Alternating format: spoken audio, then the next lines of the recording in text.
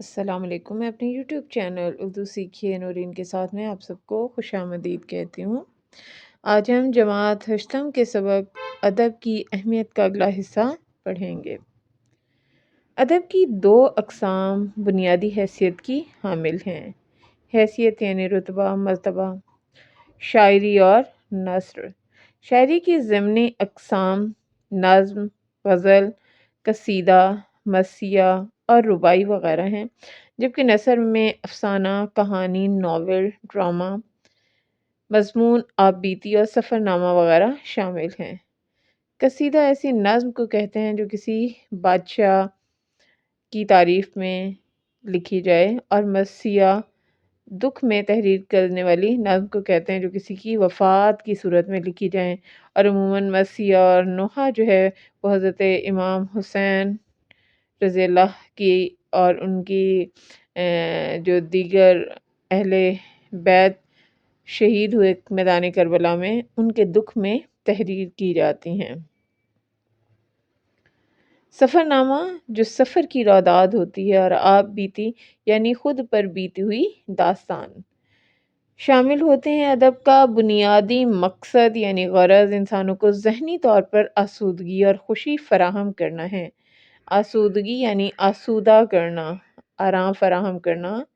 خوشی، مسرت یا انبساط فراہم یعنی مہیا کرنا۔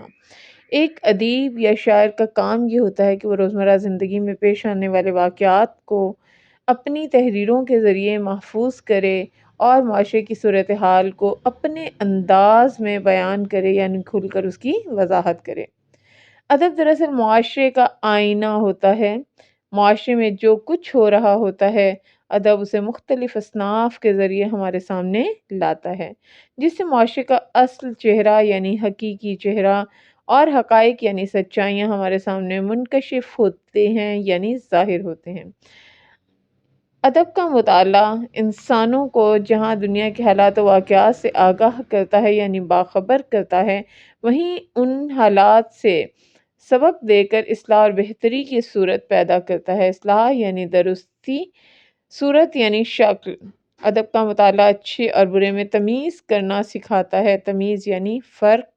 نیک و بد کے فرق کو واضح کرتا یعنی کھل کر بیان کرتا، اس کی وضاحت کرتا، اور معاشرے کی اچھی بری اقدار کو پرکھنے یعنی جانچنے میں مدد دیتا ہے، اور یہ پرکھ انسان کو زندگی کے صحیح رخ کی طرف رہنمائی میں مدد دیتی ہے۔ رہنمائی کرنا یعنی راستہ دکھانا۔ اس اقتباس میں مصنف کہتے ہیں کہ ادب نہایت اہمیت کا حامل ہے، اور ادبی اور غیر ادبی تحریروں میں فرق ہوتا ہے۔ یہاں پر مصنف ادب کی اقسام کے بارے میں وضاحت کرتے ہیں کہ ادب کی دو اقسام بنیادی حیثیت کی حامل ہیں، یعنی خاص اہمیت رکھتی ہیں اور جانی پہچانی جاتی ہیں۔ ان میں شاعری اور نثر ہے۔ شاعری جس میں اشعار کی زبان میں بات کی جاتی ہے، یعنی کوزے میں سمندر کو بند کیا جاتا ہے، اور اشعار کے ساتھ ساتھ دوسری قسم نثر۔ تو دو اقسام ہیں، شاعری اور نثر۔ شاعری کی ضمنی اقسام نظم، غزل، قصیدہ، مرثیہ اور رباعی وغیرہ ہیں۔ نظم بیٹا ایسی شاعری کی شکل ہوتی ہے جس میں قافیے اور ردیف کی قید نہیں ہوتی، اور جدید نظم میں معاشرتی اقدار کا ذکر بھی ہوتا ہے۔ اسی طرح غزل وہ اشعار جن میں دوست یا محبوب، تصوف یا اخلاقیات کے بارے میں کچھ کہا گیا ہو، غزل کہلاتی ہے، اور غزل کا ہر شعر مکمل معنی رکھتا ہے، لیکن مضمون اور خیال کے لحاظ سے غزل کے دیگر اشعار سے مختلف ہوتا ہے، یعنی غزل کا ہر شعر اپنے مکمل معنی میں ہوتا ہے، اس کا دوسرے شعر سے کوئی تعلق نہیں ہوتا، جبکہ نظم میں اگر آپ دیکھیں ایک ہی بات پوری نظم میں بیان کی جاتی ہے۔ جیسے اگر حمد ہے تو حمد میں اللہ تعالیٰ کی تعریف و توصیف بیان کی جا رہی ہوتی ہے، اور نظم کا ہر مصرع جو ہے اللہ کی بڑائی اور عظمت بیان کر رہا ہوتا ہے۔ اس طرح اگر نعت نظم ہے تو اس میں رسول پاک صلی اللہ علیہ وسلم کی شان اور سیرت پاک بیان کی گئی ہوتی ہے، اور اس میں ایک ہی بات کو نظم کے ہر مصرعے میں اور الفاظ کے ذخیرے میں استعمال کیا جا رہا ہوتا ہے، جبکہ غزل جو ہے، غزل کا ہر شعر مکمل معنی رکھتا ہے اور اس سے دوسرے اشعار کا، غزل کے دوسرے اشعار کا کوئی تعلق نہیں ہوتا۔ غزل عام طور پر 5 یا 7 یا 9 اشعار پر مشتمل ہوتی ہے، اور غزل میں عشق حقیقی اور عشق مجازی کے اشعار ہوتے ہیں، یعنی دو انداز سے لکھی جا سکتی ہے، اللہ اور اللہ کے نبی کے عشق میں، یا پھر عام انسانوں کے عشق میں، یعنی عشق مجاز کو سامنے رکھتے ہوئے اشعار قلم بند کیے جاتے ہیں۔ اسی طرح قصیدہ ایسی نظم جس میں کسی شخصیت، بادشاہ، امیر وغیرہ کی مدح یا تعریف اشعار کی صورت میں بیان کی جائے، وہ قصیدہ کہلاتا ہے۔ مرثیہ بیٹا دکھ میں تحریر کی جانے والی نظم ہوتی ہے، کسی کی موت یا شہادت پر دردناک الفاظ میں لکھی گئی نظم جو انسان یا ماحول کو اداس کر دیتی ہے اور وہ تمام واقعات ہمارے ذہنوں میں تازہ کر دیتی ہیں، اسے مرثیہ کہتے ہیں۔ اور رباعی 4 مصروں کی مختصر اخلاقی و معاشرتی نظم ہے، جس کا پہلا، دوسرا اور چوتھا مصرع ہم قافیہ ہوتے ہیں، جبکہ نثر بیٹا مسلسل تحریر جو ہے وہ نثر کہلاتی ہے، اور نثر میں کوئی بحر اور وزن نہیں ہوتا، اور کہانیاں اور مضامین نثر میں لکھے جاتے ہیں۔ تو اب ہم دیکھتے ہیں کہ نثر کی اقسام کون کون سی ہیں۔ ان میں افسانہ، کہانی، ناول، ڈرامہ، مضمون، آپ بیتی اور سفر نامہ وغیرہ شامل ہوتے ہیں۔ بیٹا جو افسانہ ہے وہ چھوٹی کہانی کو کہا جاتا ہے، جسے آپ ایک سٹنگ میں پڑھ سکتے ہیں بآسانی، اور کہانی بھی مختصر ہوتی ہے۔ لیکن ناول تھوڑا طویل کہانی ہوتی ہے، جس میں مختلف کردار ہوتے ہیں اور کہانی کو تھوڑا طول دیا جاتا ہے، اور وہ کئی اقساط پر مشتمل ہوتی ہے، اور ڈرامے میں کردار واضح کیے جا رہے ہوتے ہیں، یعنی کرداروں کی بات کی جا رہی ہوتی ہے، اور اس کی حوالے سے بتایا جا رہا ہوتا ہے کہ کون کون سے کردار ہیں ڈرامے کے اندر، اور وہ کیا کر رہے ہیں۔ یہ ڈرامے کا فن ظاہر کرتا ہے، یا ڈرامہ نگار بہت خوبی کے ساتھ ڈرامائی شکل دیتے ہیں مختلف حقائق کو اور کرداروں کو۔ اور مضمون کا لفظ اپنی اصل کے اعتبار سے عربی ہے، جس کے لفظی معنی ہے ضمن میں لیے ہوئے، اور کسی مقررہ مضمون پر اپنے خیالات، جذبات اور تاثرات کا تحریری اظہار جو ہے وہ مضمون کہلاتا ہے، اور مضمون کی بھی آگے بہت سی اقسام ہوتی ہیں۔ آپ بیتی کہتے ہیں خود پر بیتی ہوئی باتیں، یعنی اپنے بارے میں کچھ تحریر کرنا آپ بیتی کہلاتا ہے، اور اس طرح سفر نامہ جو ہے وہ کسی بھی سفر کا احوال ہوتا ہے کہ سفر کے دوران سفر نامہ نگار نے کون کون سے مسائل، پریشانیاں برداشت کیں، کون کون سی اچھی باتیں دیکھیں، اور کون کون سی حقائق ان کے سامنے آئے۔ ادب کا بنیادی مقصد یہ ہے کہ انسانوں کو ذہنی طور پر آسودگی اور خوشی فراہم کرنا، یعنی وہ لوگ جو ذہنی طور پر تھکاوٹ کا شکار ہو جاتے ہیں، مسلسل پورا ہفتہ کام کرنے کے بعد، یا دن کے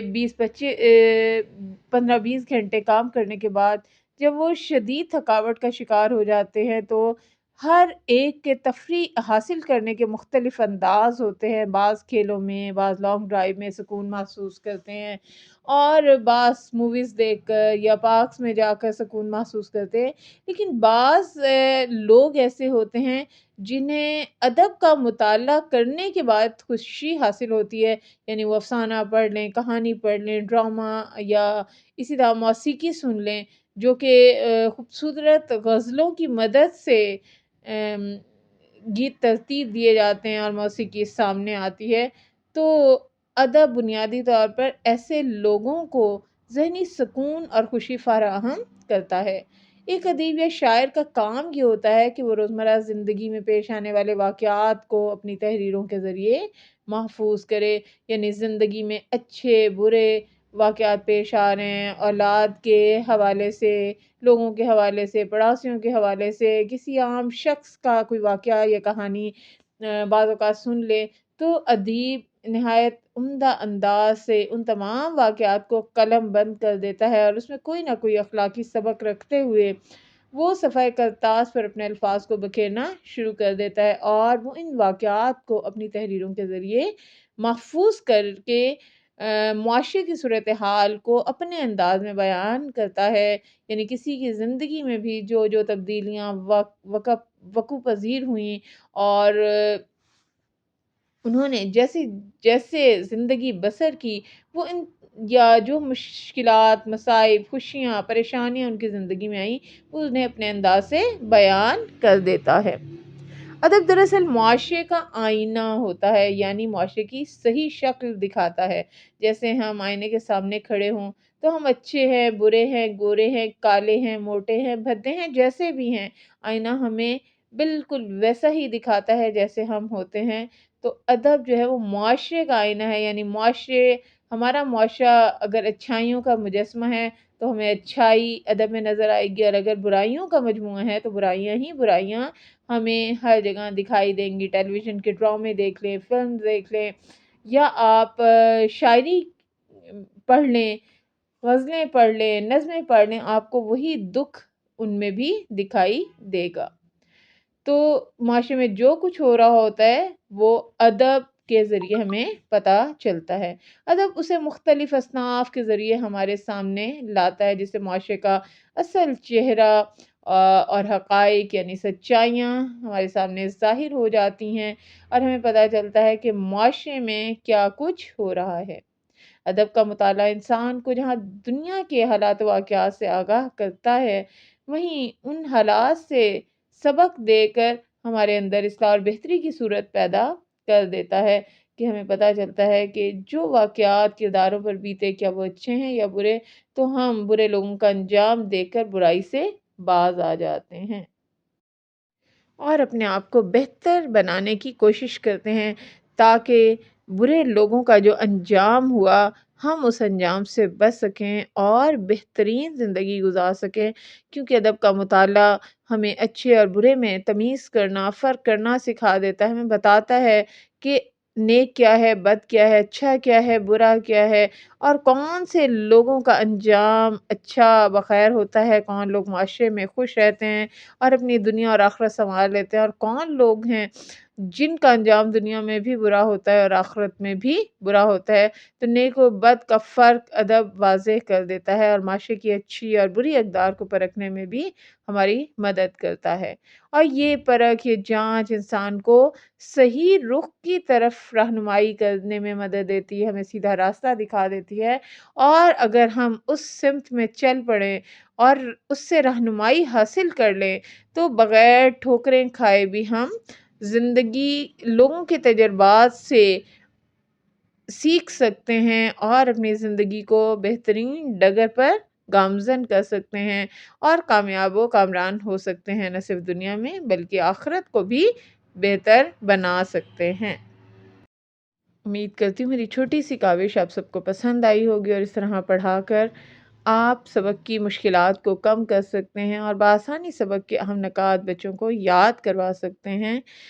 امید کرتی ہوں میری یہ چھوٹی سی کاوش پسند آئی ہوگی، اور اگر آپ کو میری یہ کاوش پسند آئے تو ضرور اپنی قیمتی رائے کا